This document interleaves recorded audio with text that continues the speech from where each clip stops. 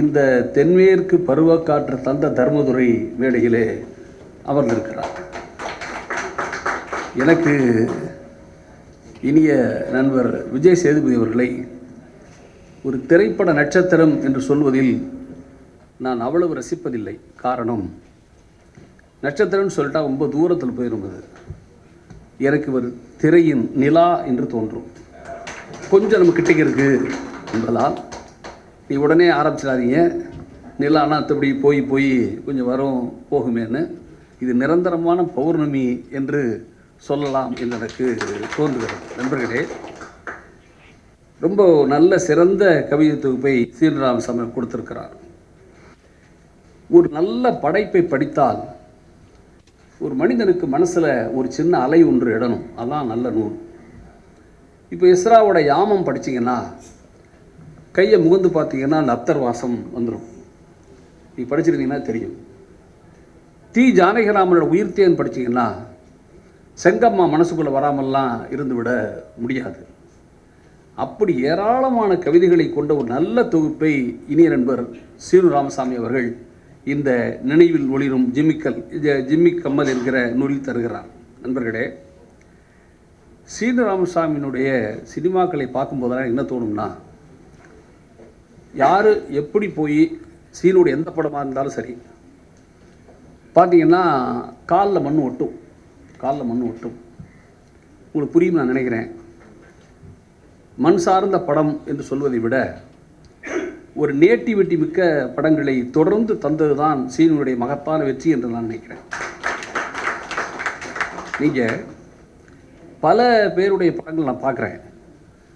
பெரிய பெரிய ஹீரோக்கள், பெரிய இயக்குநர்கள் படமெல்லாம் தரைக்கே வராமல் வானத்திலே பறந்துக்கிட்டு இருக்க விமானம் மாதிரி. அது கிராஷ் ஆனால் தான் கீழே வரும், அது வரைக்கும் வராது. அப்படியான சினிமாக்களில் எனக்கு இப்போ கூட ஞாபகம் இருக்க படம் தென்மேற்கு பருவக்காற்று. தென்மேற்கு பருவக்காற்று வெளியில் வந்து நண்பர் சீனிவாசராமசாமிக்கு ஞாபகம் இருக்கும்னு நினைக்கிறேன். நாங்கள் தான் பட்டுக்கோட்டை கலையரவில் இவரை நாங்கள் மனதார பாராட்டினோம், மேடையேற்றி பாராட்டினோம் பட்டுக்கோட்டை கலையரவில். அப்போ அந்த படம் வெளியிடுவதற்கு அவர் பட்ட சிரமங்களை எல்லாம் அப்படி சொன்னார். அது இப்போ நான் சொல்ல முடியாது, அவ்வளோ விவரங்களை கொட்டினார். அதில் எனக்கு இன்னும் ஞாபகம் இருக்கிற ஒரு காட்சி என்ன ஞாபகம் இருக்குன்னா, அந்த ஆடு திருடுற பொண்ணு, அந்த பொண்ணு சரண்யாவோட வீட்டுக்கு வருவாங்க. அதாவது இவர் வீட்டுக்கு வருவாங்க. வந்து அந்த அம்மா அவங்கள வரும்போது கையில் தாலியோடு வருவா. அந்த பொண்ணு வந்தபோது அந்த பொண்ணு ஒரு டயலாக் சொல்லுவாள். அந்த பொண்ணு ஒரு அழகான டயலாக் சொல்லுவாள். உன் மகன் தானே, நீயே வச்சுக்க அப்படின்பா.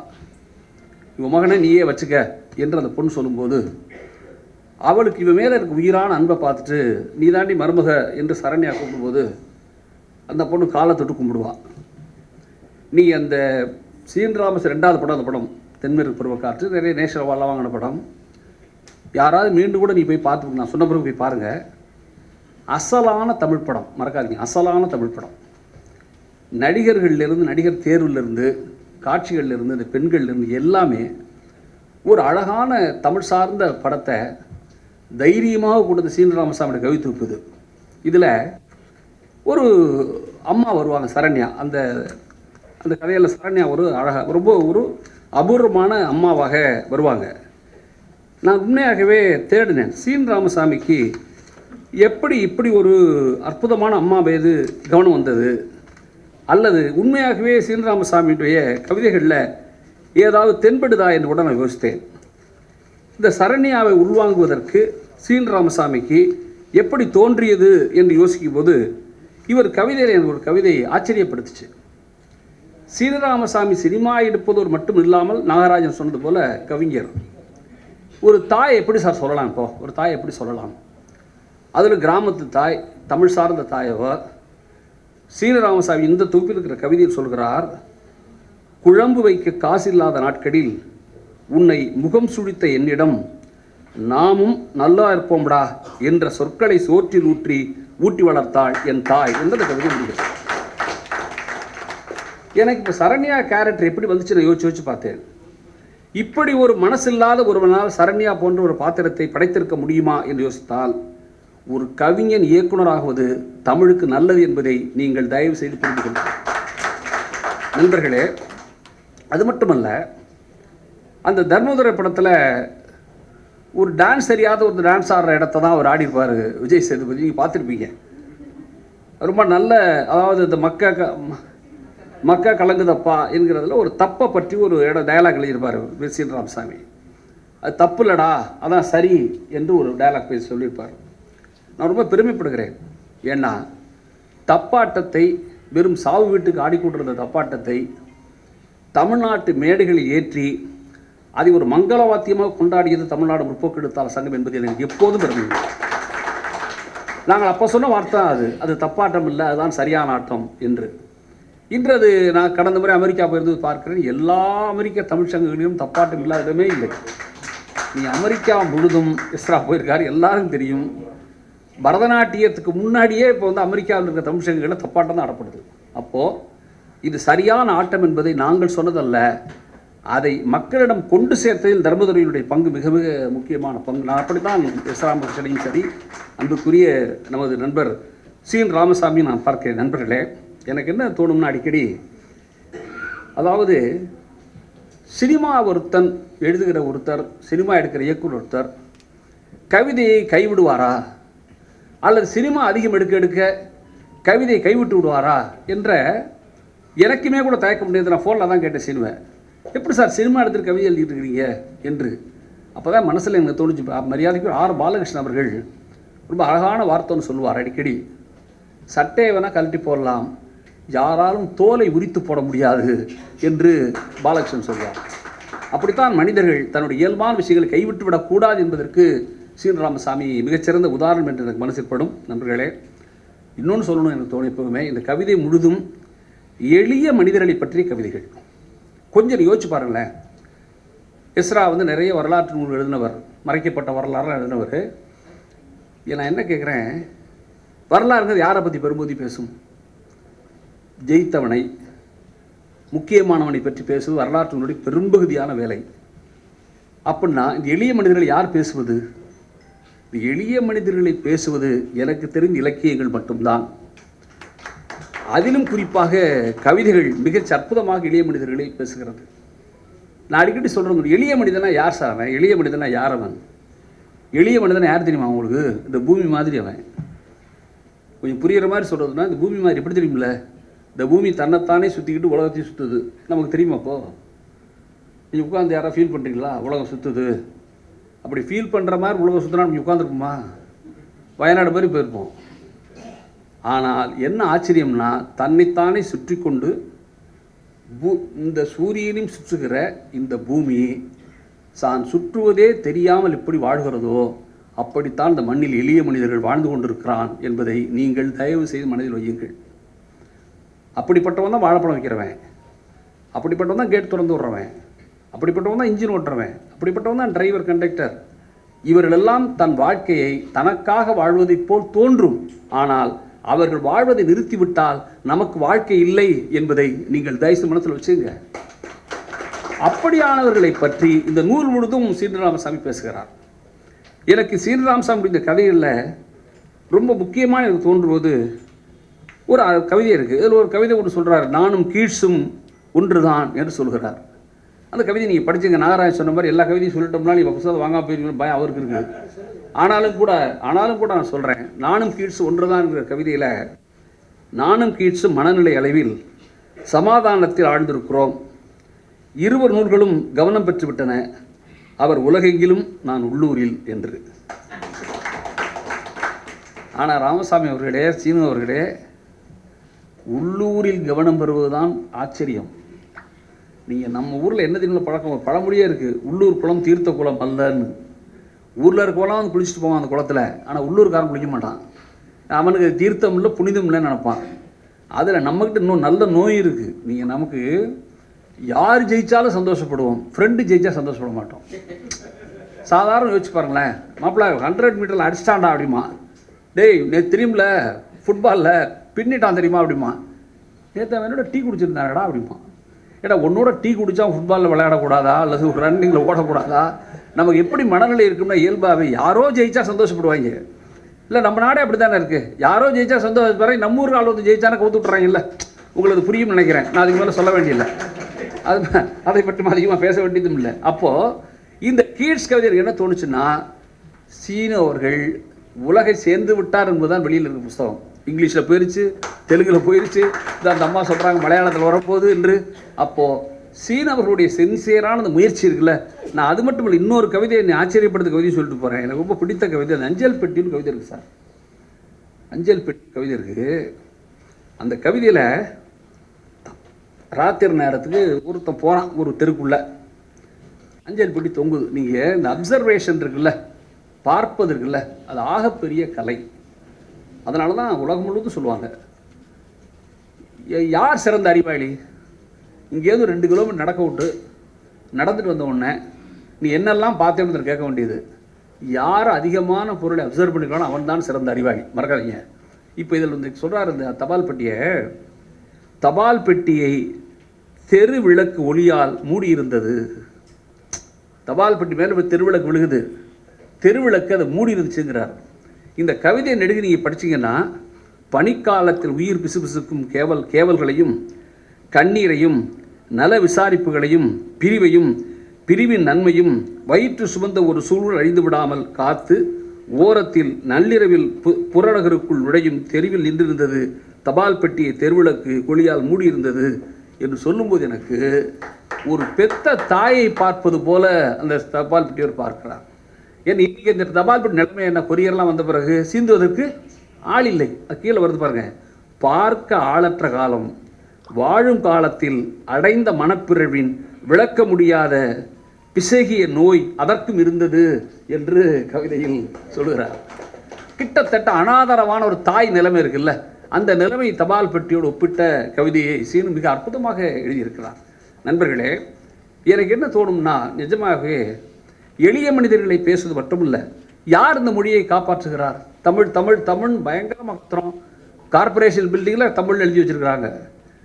எனக்கு என்ன தோணும்னா, எப்போவுமே தமிழை 2 பேர் தான் சார் காப்பாற்றுறாங்க. பல கூட்டங்கள் சொல்லியிருக்கேன், 2 பேர் தான் காப்பாற்றுறாங்க. ஒருத்தன் எத்தனையோ ஆட்சிகள் மாறியாச்சு, நேரம் இல்லை, பேசணும், விஸ்ரா பேசணும், நண்பர் விஜய் சேதுபதி பேசணும், எத்தனையோ ஆட்சிகள் மாறிடுச்சு, தமிழ் ஆட்சி மொழியெல்லாம் இல்லை.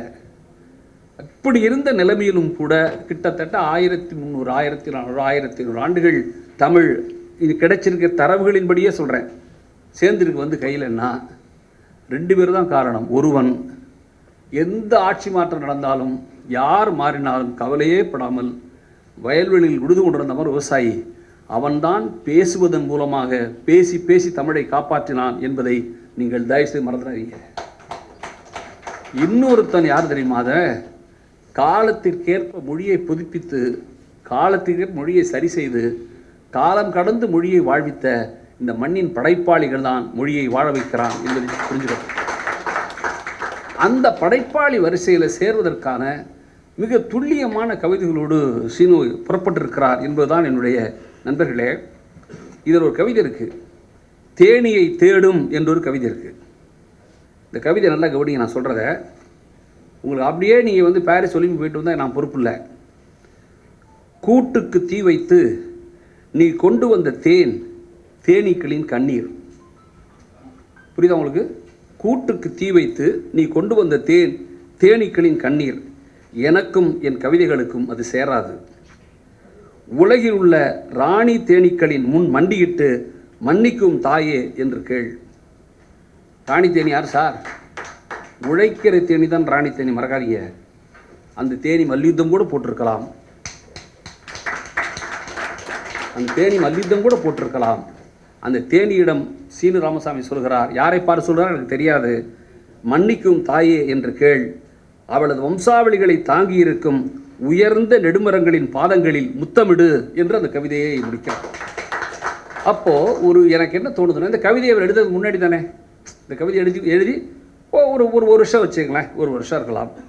நான் சொல்கிற பாரிஸுக்கு நடந்தது இப்போ தானே, எப்படி பொருந்துது? ஏன் நீங்கள் இப்போ கைத்தட்டீங்க? அடிப்படையில் ஒன்று புரிஞ்சுக்க, சிறந்த படைப்பு எது தெரியுமா? தான் எழுதிய படைப்பு காலம் கடந்தும் காலத்தோடு உறவாடினால் அதுதான் சிறந்த படைப்பு. பல படைப்புகள் எழுதும்போதே செத்து போகும், அடுத்த நாள் அது ரிலவன்ஸ் இருக்காது, அந்த கவிதையை பற்றி யாரும் பேச மாட்டான்.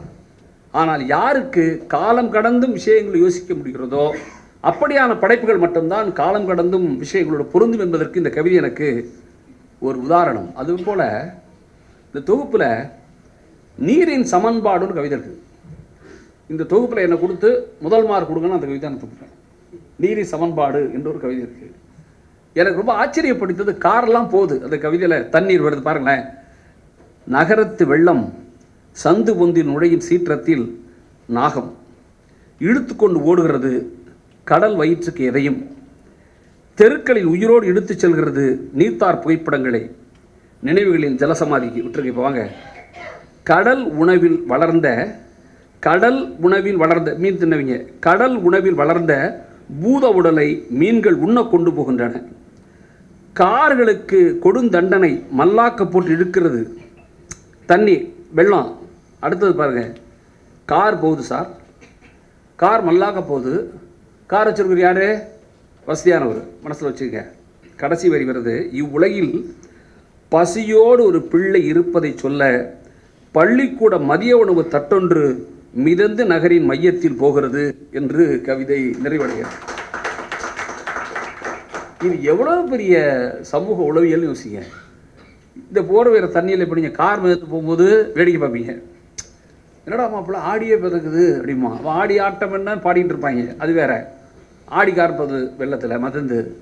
அப்போ வராத சோகம் யாரோ ஒரு ஏழை பிள்ளையோட சத்துணவு தட்டு மிதந்து போகும்போது, ஐயோ ஒரு பசி உள்ள பிள்ளையின் தட்டு போகிறதே என்கிற கவலையை உங்களிடமும் என்னிடம் சேர்ப்பது தான் ஒரு கவிஞனின் வெற்றி என்று நான் பார்க்கிறேன். நீங்கள் சமூக உணர்வுன்னு சொன்னால் சத்தம் போடுறதுன்னு அர்த்தம் இல்லை. சமூக உணர்வை பேசுவது என்றால் முழக்கமிடுவது என்று பொருள் அல்ல. ஒரு ஆழ் மனதில் உங்களோடு உறவாடுவது என்று நீங்கள் புரிந்து கொண்டால், நண்பர்களே, சீனு ராமசாமியை எவ்வளவு பாராட்டு தகும் என்பது என்னுடைய கருத்து. இன்னொன்று, அரசியல் கவிதை பற்றி நிறைய பேசியிருப்பீங்க. நான் நேரம் இல்லாமல் சொல்லிட்டு போகிறேன். வாய்ப்பு இருந்தால் பாலஸ்தீன கவிதைன்னு தொகுப்பு இருக்குது. ரொம்ப காலத்துக்கு முன்னாடி வந்து தொகுப்பு. பாலஸ்தீன கவிதைகள் திருநூறு புத்தகம் இருக்கும். இவரெல்லாம் படித்த புத்தகம். அது மாதிரி அறைக்குள் அந்த ஆப்பிரிக்க வானம் என்று ஒரு சின்ன ப்ளூ கலர் அட்டைப்பட்ட புத்தகம் இருக்குது. அதெல்லாம் படிச்சிருப்பீங்க. அந்த புத்தகங்கள் படித்தாதான் உங்களுக்கு தமிழில் என்னெல்லாம் இல்லைங்கிறது தெரியும். சீனி அவர்கள் ஒரு கவிதை சொல்கிறாரு. அந்த கவிதைக்கு வைத்திருக்க தலைப்பே வர்க்க தாகம். வர்க்க தாகம். கவிதையில் சொல்கிறாரு, தண்ணீர் கேட்டு போராட்டம். இந்த சீன ராமசாமி கவிதைகள் நான் ஒரு விஷயத்தை ரொம்ப நுட்பமாக கவனிக்கிறேன். பொதுவாக கவிதை எழுதுகிறவங்கள ஒரு சென்டென்ஸை புதுகள் முடிப்பாங்க, அதான் பழக்கம். அடுத்த சென்டென்ஸ் அப்புறம் மாறும். இவர் என்ன பண்ணுறாரு பாருங்க, தண்ணீர் கேட்டு போராட்டம் தடியடி, தண்ணீர் கேட்டு போராட்டம் தடியடி கேட்பவர்களுக்கு. இந்த தடியடியை முன்னாடி முடிக்கலாம், அல்லது கேட்பவர்களுக்கு தடியடின்னு போடலாம். ஆனால் அப்படி செய்யல வருது. தண்ணீர் கேட்டு போராட்டம் தடியடி கேட்பவர்களுக்கு, கூட்டம் கலைந்த பின் குடிக்க தண்ணீரின்றி தாகத்தோடு தொப்பை போலீஸ்காரர்கள். இப்போ இவனுக்கு தாகம் சார், அவன் தாகம் அவனுக்கு, புரியுதல உங்களுக்கு? குடிக்க தண்ணீரின்றி, ஏன்னா ஓஞ்சி அடிச்சிருக்கிறான், கஷ்டமாக இருக்கும்ல. அவருக்கும் தண்ணீர் தாகம். தொப்பி போலீஸ்காரர்கள் இருவர் தாகத்திற்கும் இடையில் ஓடுகிறது நீரின் அரசியல். எனக்கு அப்போ அரசியல் அரசியல் அரசியல் பேசுகிறோமே, அது வெறும் கட்சி கொடிகளோடு சம்மந்தப்பட்டதா? இல்லைன்னு தோணுது. எந்த கொடி ஆண்டாலும் இந்த அரசியல் போகாது. தடியடியும் மாற போகிறதில்ல, அடித்தவன் தண்ணி கேட்க போகிறதும் மாற போகிறதில்லை. அதுதான் அது வர்க்க தாகம் என்ற ஒரு அருமையான வார்த்தையை சொல்கிறார். அப்போது எனக்கு கவிதையின் நுட்பங்கள் மட்டும்தான் பேசணும்னு தோணுது. அது மட்டும் இல்லை, இன்னொன்று எனக்கு சொல்லிட்டு போகிறேன். இதில் பள்ளி வீடுன்னு ஒரு கவிதை இருக்குது. பள்ளி வீடுன்னு, இந்த பள்ளி வீடில் எங்கேயுமே உங்களால் குழந்தைகளே இல்லை. இதுக்கு கவிதைக்குள்ள குழந்தையே இல்லை. கவனிச்சு பாருங்கள். இப்போது ஓடு வேய்ந்த பள்ளியின் மேல் இடுக்கிட்ட கூட்டிலிருந்து தவறி விழுந்த ஒரு அணில் குஞ்சால் வகுப்பறையின் அணில் பிள்ளைகள் கத்தி கூச்சலிட்டன. நீங்கள் எல்லாம் கம்ப்ளீட்டாக ஏசி பண்ணின பள்ளிக்கூடத்தில் படிக்கிற பிள்ளைகளை பற்றி நான் பேசலை. இப்போ இது சென்ட்ரலைஸ் ஏசி அது மாதிரி பள்ளிக்கூடத்தில் படிக்க வைக்கிற பிள்ளைகளுக்கு தெரியாது. எங்களை மாதிரி கிராமத்தில் படித்த பயிலுக்கு, அதனால தான் புரியிற மாதிரி பேசுகிறோம். அந்த மாதிரி ஓடு இருக்குல்ல, ஓடு போட்டதில் ஒரு அணில் குஞ்சு தவறி கீழே விழுந்துருது. விழுந்த உடனே பள்ளிக்கூடத்தில் உள்ள பசங்க ஊன்னு கத்தி எடுத்துகிட்டு ஓடுறான் பயந்துக்கிட்டு. அணில் பிள்ளைகள் கத்தி கூச்சலிட்டன. இதெல்லாம் கவிதை இல்லை. வாலாட்டி ஆனந்தத்தில் கொய்யா மரக்கிளையில் படுத்திருந்த அணில், இதோட தாய் ஜாலியாக படுத்திருக்கு கொய்யா மரத்தில் படுத்திருந்த அணில் பதட்டத்துடன் வகுப்பறைக்குள் நுழைந்தது. கத்துனது பிள்ளைங்க சார், நல்லா கவனிச்சிங்க. கத்துனது அணில் அல்ல, கத்துனது பள்ளிக்கூட பிள்ளைகள். அது கத்துனதை கேட்ட உடனே தாயாகிய அணில் வகுப்பறையில் எட்டி பார்க்குதுன்னா இதன் பெயர் தான் தாய்மை என்பது நீங்கள் புரிஞ்சுக்கணும். தாய்மை என்பது மனித பிறவிகளுக்கு மட்டுமல்ல, அது உயிரினங்களுக்கு எப்படி இருக்குங்கிறது. எனக்கு என்ன, நான் சீனராமசாமி ரசிக்கிறது என்னன்னு கேட்டால், கவிதைகளை காட்சிப்படுத்துவது. நீங்கள் ஏன்னா அவர் சினிமாக்காரர், எதையும் காட்சிப்படுத்தி சொல்லி ஜெயித்தவர். அதில் நீர்ப்பறவையெல்லாம் எனக்கு மறக்க முடியாத படம். அதில் சர்ச்சுடைய செவரை மட்டும் காட்டியிருப்பார். நீங்கள் பார்த்தீங்கன்னா தெரியும் அந்த படத்தில் எப்படி காட்சிப்படுத்துதல் என்பது. நான் கவிதை பற்றி நம்ம பேசணும். எனக்கு இந்த காட்சிப்படுத்துதல் கவிதைகளை நான் எப்பவுமே ரசிப்பேன்.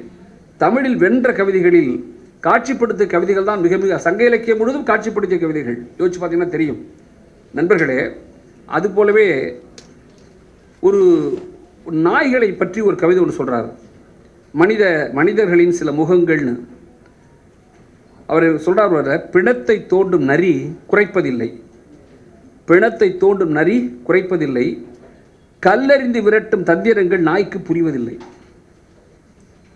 வஞ்சகத்தை ரசிக்க தொடங்கிய பின் நரி அழகாவதும், நல்லா ஞாபகம் வச்சுங்க, வஞ்சகத்தை ரசிக்க தொடங்கிய பின் நரி அழகாவதும், நன்றியில் இதயம் வாலில் துடிக்கும் நாய் கோரமான ஜீவனாவதும் வாழ்வின் ஓரங்க நாடகத்தின் இறுதி காட்சி என்று கவிதை முடியுது. இந்த இடத்துல நாய்களை பற்றி சொல்லுவது பெரியார் ஒன்று சொல்லியிருப்பார். நீங்கள் எல்லாம் கூர்மையாக படிச்சிங்கன்னா பெரியார் ஒன்று சொல்லியிருப்பார். நன்றி உள்ளது நாய், நன்றி உள்ளது நாய்ன்னு சொல்கிறீங்களே, யாருக்கிட்ட நாய் நன்றியோடு இருக்குது? மனுஷங்கிட்ட தான் நன்றியோடு இருக்குது. எங்கேயாவது நாய் தன் இனத்தின் மீது நன்றியாக இருக்கா? ஒரு நாய் இன்னொரு நாய்கிட்ட நன்றியாக இருக்கா? இல்லை. தமிழன் அப்படித்தான், தன் இனத்துக்கிட்ட நன்றியாக இருக்க மாட்டான், பிற இனத்தானோட நன்றியாக இருப்பான் என்று பெரியார் நாயை பற்றி சொல்லியிருப்பார். நீங்கள் அந்த பெரியார் பேசின கொட்டேஷனை இது எனக்கு ஞாபகப்படுத்தி நம்ம பொருள் நல்ல படைப்புகள் மட்டும்தான் மனதுக்குள் விழுந்தவுடன் அதிர்வலை ஏற்படுத்தி வேறு பல விஷயங்களை யோசிக்க வைக்கும் என்றால் சீனராமசாமியுடைய படைப்பு மிக நல்ல படைப்பு என்பது என்னுடைய தாழ்மையான கருத்து. நண்பர்களே, பலூன்னா அவருக்கு ரொம்ப பிடிக்குதுங்க. கவிதை முழுது பலூன் இருக்குது. நிறைவாக சொல்லிட்டு போகிறேன்னா, எஸ்ரா கூட ஒரு 3 எழுதியிருக்காரு பலூன் பற்றி ஒரு கவிதை இருக்குது. இது என்ன அழகான குறியீடு நான் யோசிக்கிறேன்னா, உப்பி நிற்பது என்பது கவிதை. அழுத்தம் கூடிக்கொண்டே இருக்கிறது, உப்பிக்கொண்டே போகிறது, வெடிக்காமல் இருக்க வேண்டும். பலூனுக்கு வெடிக்க விரும்புகின்றனர் சிலர், வெடிக்கக்கூடாது என்கின்றனர் சிலர். ஊதுபவன் ஊதுகிறான், அதன் விதி அப்படி என்பவர்களும் உண்டு. குழந்தைக்கு தெரியாது, காற்றை ஏற்கும் பலூனுக்கும் புரியாது. ஒவ்வொரு முறையும் மரணம் வரை உப்பி நிற்கிறது. இதுதான் வாழ்க்கை. இப்படி ஏராளமான கவிதைகளை சொல்லியிருக்கிற மரியாதைக்குரிய நண்பர் சீனராமசாமி சமீபத்தில் பட்ஜெட்டை பற்றி கவிதை எழுதியிருக்கார். அது சொல்லிட்டு நான் நிறைவு செய்கிறேன். எப்படா எழுதினார் பட்ஜெட்டை பற்றி? பட்ஜெட் நேற்றுல போட்டாங்க, இவர் எப்போ எழுதினார் நினைக்கிறீங்களே? அந்த கவிதை கேளுங்க, பட்ஜெட் புரியும் உங்களுக்கு. இப்போ கொள்ளை, யானை தேடி போகும் தூரமும், எறும்பு நிலத்தடி வீட்டுக்கு உணவு எடுத்து வரும் தூரமும். யானை தேடி போகும் தூரமும், எறும்பு நிலத்தடி வீட்டுக்கு உணவு எடுத்து வரும் தூரமும், அதன் சக்திக்கு இயற்கையின் காருண்யம் அமைந்தது. கரெக்டா? யானை உணவு தேடி போகுது. நீ யானையோட நடைமுறை பற்றி நிறைய புத்தகங்கள் இருக்குது. யானை ஒரு நாளைக்கு எவ்வளோ நடக்கும், உணவு தேடி எவ்வளோ போகும், ஒரு நாள் எவ்வளோ சாப்பிடும். வாய்ப்பு இருந்தால் நீங்கள் உலகின் பேருயிர் யானை யோகநாத் புக்கை படிச்சுங்க. யானை உணவு தேடி போகும் தூரம், எறும்பு உணவு தேடி போகும் தூரம் பக்கத்தில். அதன் சக்திக்கு இயற்கையின் காருண்யம் அமைந்தது. இரு உயிர்களுக்கும் உணவை தனித்தனி வைத்திருந்தும் யானையின் பசிக்கு எறும்பின் உணவை எடுக்கும் மனிதர்களை பார்த்ததும் புரியாமல், யானையின் பசிக்கு எறும்பின் உணவை எடுக்கும் மனிதர்களை பார்த்தும் புரியாமல் ஒளிச்சூரியனை அல்லும் பகலும் சுற்றுகிறது பூமி. இந்த கவிதை தான் சார் நான் பட்ஜெட் கவிதைன்னு நினச்சேன். இப்போது நீ யோசிச்சு பாருங்க, டேக்ஸ் போடுறாங்க, அரசுக்கான உணவு. அதை எனக்கு போடுற டேக்ஸ் அதிகப்படுத்திட்டு அதுதான் எறும்புக்குள்ள டேக்ஸு. கார்ப்பரேட் டேக்ஸை குறைச்சா அதான் யானைக்குள்ள தூரம். இப்படி மாற்றி செய்வதை இவர் கொள்ளை என்று சொல்கிறார். நான் சொல்லலை, நான் இந்த கவிதையை புரிஞ்சுக்கிட்ட விதத்தை தவிர வேறு எதுவும் நான் சொல்லலை. ஆனால் நான் ஏன் சொல்கிறேன்னா, இப்படித்தான் கவிதை பயணப்படும். நீங்கள் என்ன புரிஞ்சுக்கலாம்னா, சிறந்த கவிதையின் பணியே என் பார்வையில் சிறந்த படைப்புகள் எதுவானாலும் சரி, அதனுடைய பயனே எல்லா விஷயங்களையும் நினைவூட்டுவது தான். அதனால தான் மீண்டும் மீண்டும் சொல்ல வேண்டியது என்ன இருக்குன்னா, ஒரு புத்தகம் படிப்பு போனால் மற்ற புத்தகம் ரசிக்கவே முடியாது. இதை மட்டும்தான் சார் நான் படிக்கிறேன் அப்படின்னா உங்களை ரசிக்கவே முடியாது. யாரால் பல நூல்களை படிக்க முடிகிறதோ அவர்களால் தான் இன்னொரு புத்தகத்தையும் ரசிக்க முடியும் என்பதை புரிந்து கொள்ளும்போது தான் வாசிப்பின் மட்டம் ஏன் அறியப்பட வேண்டும் என்பது புரியும். எனவே என் பார்வையில் இந்த நூல் முழுதும் நான் சொல்லிவிட்டு நெல்லாட்டுகிறேன். நான் ரசித்த இன்னொரு கவிதை அணிலாட்டம்னு ஒரு கவிதை இருக்குது. ஒரு கிளையிலிருந்து மறு கிளைக்கு தாவும் அணில் விட்டு விட்டு வந்து கிளை ஆடுவதை ஒரு கணம் பார்க்கிறது. கவிதை கூர்மை கவனிச்சுங்க. ஆடப்போகும் இக்கிளையை இறுக பற்றி மறுகிளைக்கு தாவுகிறது. கிட்டத்தட்ட ஐடி செக்டார் தான். இப்போ இந்த கவிதையை திருப்பி வச்சு பாருங்கள். ஒரு கிளையிலிருந்து மறுகிளைக்கு தாவும் அணில் விட்டு விட்டு வந்த கிளை ஆடுவதை ஒரு கணம் பார்க்கிறது. இந்த வேலை அந்த வேலைக்கு மாறுறான், அதை பார்க்குறான். ஆடப்போகின் கிளையை இறுக பற்றி மறுகிளைக்கு தாவுகிறது என்றால் இதுதான் சங்க இலக்கியத்தின் கூறு. இயற்கையை பேசுவதன் மூலம் வாழ்வை பேசுவது, இயற்கையை முன்வைத்து வாழ்வை பற்றி கதையாடுவது. இயற்கையை முன்வைத்து கதையாடுகிற எந்த கவிதையும் சாகாது. ஏனென்றால் இயற்கை தான் நிரந்தரமானது என்றால் சீனு ராமசாமியின் கவிதைகள் நிரந்தரமானது. அவருடைய 6 நூல்களில் 6வது நூலை வெளியிட்டு பேசுகிற, அதுவும் நான் முன்பே சொன்னது போல எஸ்ரா போன்ற மரியாதைக்குரிய விஜய் சேதுபதி போன்ற மிக பெரும் ஜாம்பவான்கள் இருக்கிற மேடையில் பேசுவதற்கு சந்தர்ப்பம் தந்த என்னுடைய இனிய நண்பர் சீனு ராமசாமிக்கு நன்றியை சொல்லி நான் விடைபெறுகிறேன். நன்றி, வணக்கம். நினைவில் ஒளிரும் ஜிமிக்கி கம்மல் அப்படிங்கிற அந்த வார்த்தை இருக்கு இல்லையா, அந்த எழுத்து இருக்கு இல்லையா, அந்த எழுத்து தமிழ்நாட்டில் மிக முக்கியமான ஒரு நாடக கலைஞருடைய எழுத்து, மிக முக்கியமான ஒரு பத்திரிகையாளருடைய கையெழுத்து. அது அமரர் பரீட்சா ஞானி அவர்களுடைய கையெழுத்து.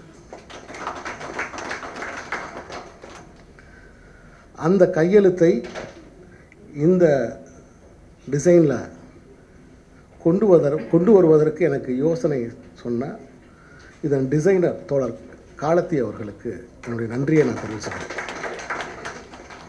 எனக்கு ரொம்ப அதுவே எனக்கு ஒரு பெரிய ஒரு பாசிட்டிவாக எனக்கு பட்டுச்சு இந்த புக்கை வந்து அவர் டிசைன் பண்ணும்போது. என்னென்னா, எனக்கும் இங்கே தோழர் ஞானி அவர்களுக்கும் ஒரு தொடர்பு இருந்துச்சு.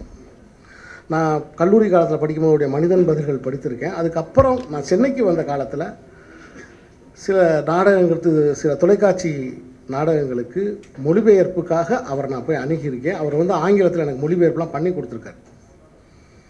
அப்போ அவர் நாடகங்களை நம்ம கேகே நகரில் போய் நம்ம பார்த்துருக்கோம். அப்படி ஒரு தொடர்பு எனக்கு அவரோட இருந்து என் பெயர் சொல்லி அவர் அழைப்பார். அந்த அளவுக்கு என்னை அவருக்கு தெரியும். அவருடைய பெயர் இதில் வந்தது. அது ஒரு ஆசையாக நான் நினைத்தேன், அதை ஒரு வாழ்த்தாக நான் நினைத்தேன். அப்புறம் வந்து தோழர் எஸ் ராமகிருஷ்ணன் பேசிக்கிட்டு இருக்கோம், நான் போயிட்டேன், அதுக்கு மன்னிக்கணும். ஏன்னா அவங்க வந்து ரொம்ப ஒரு அற்புதமான ஒரு உரையை இன்றைக்கி அவர் நிகழ்த்தினாங்க. பீடி கவிதையை பற்றி அவர் சொன்னார். அந்த பீடி கவிதையை பற்றி சொன்னால் நான் பீடியை பற்றி எழுதின கவிதை எனக்கு ஞாபகத்துக்கு வந்துருச்சு. நான் வந்து 10th முடிச்சுட்டு +1 நுழையும் போது நான் ஒரு பீடியை பற்றி ஒரு கவிதை இருந்தேன். அது தினமலரில் எப்படின்னா அதை வர வச்சிடணும்னு ட்ரை பண்ணேன், அனுப்பிச்சேன். ஒரு 10-12 கவிதைகள் எடுத்து, ஓ பெண்ணே நீ வா பெண்ணே, தினமலரோட பின்பக்கத்தில் வரும் இல்லையா, நீ நிலாவென்றால் வேகத்தை விட்டு வரமாட்டாயா, அந்த மாதிரி. அதில் வந்து இந்த பீடியை பற்றி நான் ஒரு கவிதை எழுதியிருந்தேன். இந்த பீடியை தயவுசெய்து யாராவது ஒழியுங்கள். அடுத்தவர் முன்னாடி மரியாதை இல்லாமல் இந்த பீடியை குடித்து எங்கள் மாமா டிவி வாங்கி விட்டார் அப்படின்னு எழுதி கீழே சீனிவாசன், திருநகர், மதுரை 6 அப்படின்லாம் போட்டு, ஏன்னா எப்படி பத்திரிக்கையில் வருதோ அதே மாதிரி எழுதி அதை போய் போஸ்ட்லாம் பண்ணிவிட்டு காத்திருந்திருக்கேன். ஸோ இவர் ஒரு கவிதை சொன்ன உடனே எனக்கு அந்த காலத்தில் நான் எழுதின கவிதை ஒன்று எனக்கு வந்துருச்சு. தோழர் எஸ் ராமகிருஷ்ணன் அவர்கள் வந்து உண்மையிலே இங்கே வந்தது எனக்கு ரொம்ப பெருமை. ஏன்னா கிட்டத்தட்ட தமிழில் வந்து 138 நூல்கள் எழுதுகிற ஒரு மனுஷன். இதே எனக்கு எப்படி தெரியும்னா, நான் வருஷம் வந்து நான் ஒரு சமம்னு ஒரு ஃபவுண்டேஷன் ஒன்று வச்சுருக்கேன். அதில் வருஷம் வந்து என்னால் முடிஞ்ச நூல்களை வாங்கி ஏதாவது ஒரு நூலகத்துக்கு அனுப்பணும்.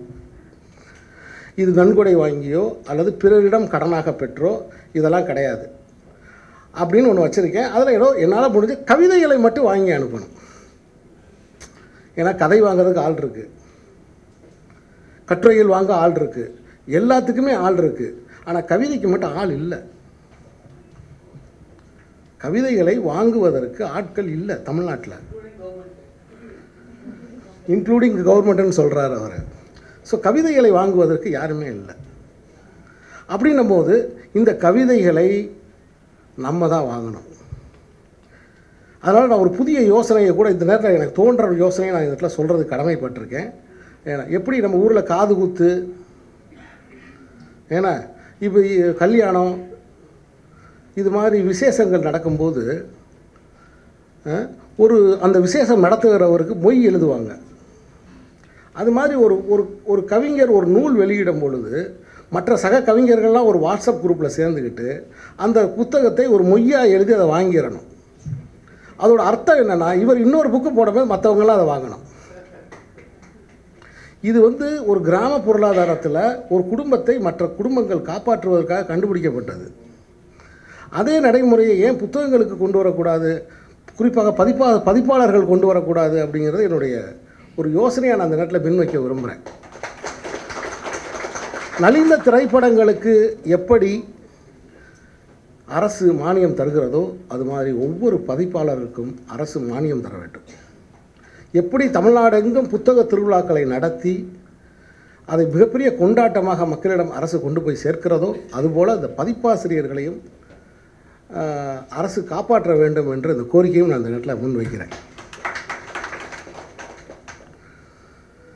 அப்படி நான் வாங்கி அனுப்புவதற்காக போன போது தான் எஸ் ராமகிருஷ்ணன் அவர்களுடைய நூல்களை போய் பார்த்தேன். சார் எவனாச்சும் ஒரு 10-20 புக்கு எழுதியிருப்பார், அதெல்லாம் வாங்கிடலாம் அப்படின்ட்டு போனேன். நான் போய் உட்காந்துருக்கேன், அவன் எடுத்து கீழே அடுக்கிக்கிட்டே இருக்கான். என்னடா இங்கே வா நிப்பாட்டு, அவர் பதிப்பித்த புஸ்தகத்தை நான் கேட்கலப்பா, அவர் எழுதின புஸ்தகத்தை மட்டும். இல்லை சார், எல்லாமே சார் எழுதினாதான் சார். 138 புத்தகங்கள் எழுதின ஒரு நிறைகுடம் வந்து என்னை வாழ்த்தியது எனக்கு ரொம்ப சந்தோஷம். அதே போல் நந்தலாலா அவர்கள் எங்கள் எழுத்தாளர் சங்கத்தை சேர்ந்தவர். நான் வந்து அவர் மேடையில் பேசும்போது தரையில் உட்கார்ந்து கேட்டவன். ஏன்னா காலம் எப்படியோ என்னை கொண்டு வந்து அவர் பக்கத்தில் உட்கார வைத்து விட்டது. அவர் ரொம்ப அனுபவித்து ரசித்து ஒவ்வொரு கவிதையும் அவர் வந்து பேசினார்.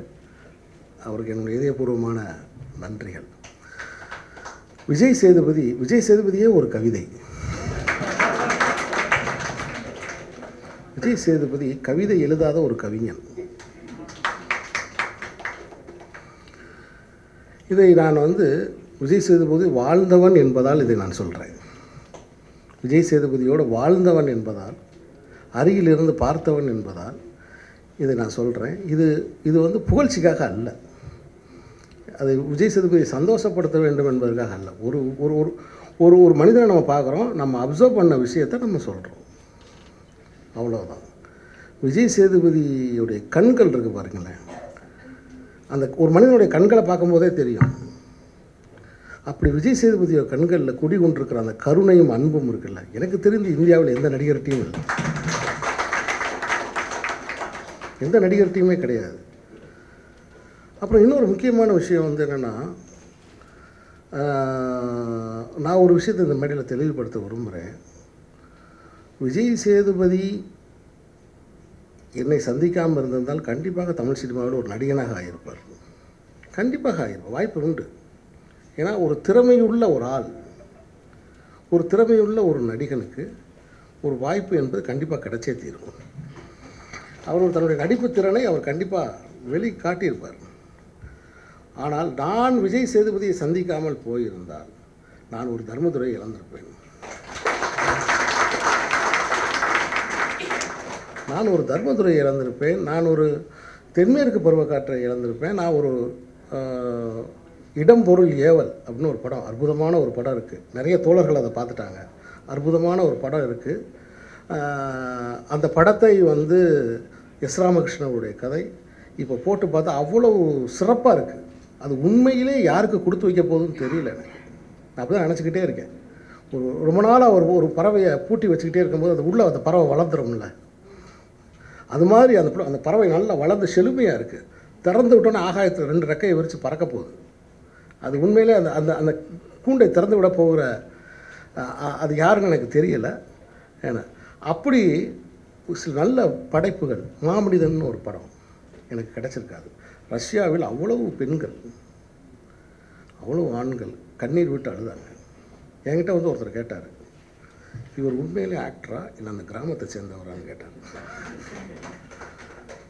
அவர் உண்மையில் ஆக்டரு இல்லை, இல்லை நீ 2 குழந்தைகளோட ஒரு குடும்பத்தை கொண்டு வந்து நடிக்க வச்சுருக்க. இல்லைப்பா அவர் உண்மையிலே நடிகர்ப்பா அப்படின்னு விளக்கம் கொடுத்து நான் பேசினேன்.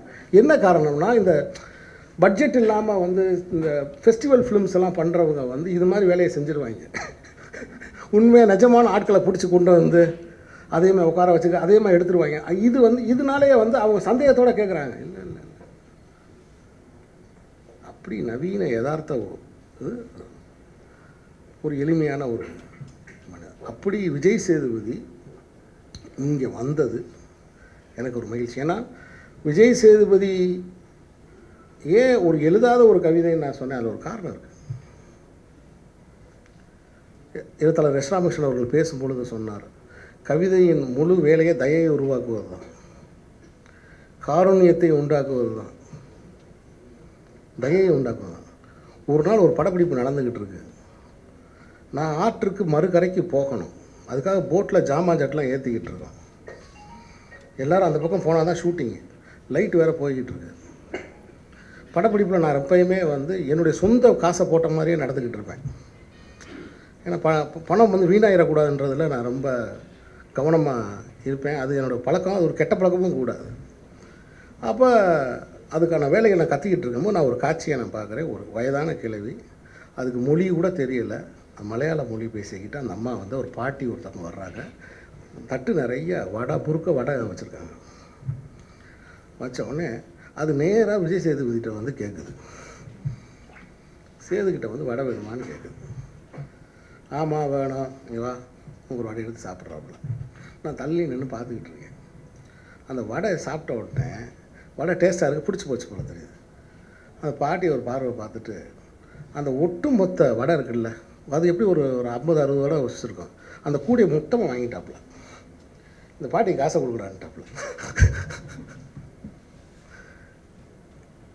அடடா, இது ஒரு கவிஞன் செய்யக்கூடிய வேலையாச்சேன்னு நான் நினச்சேன்.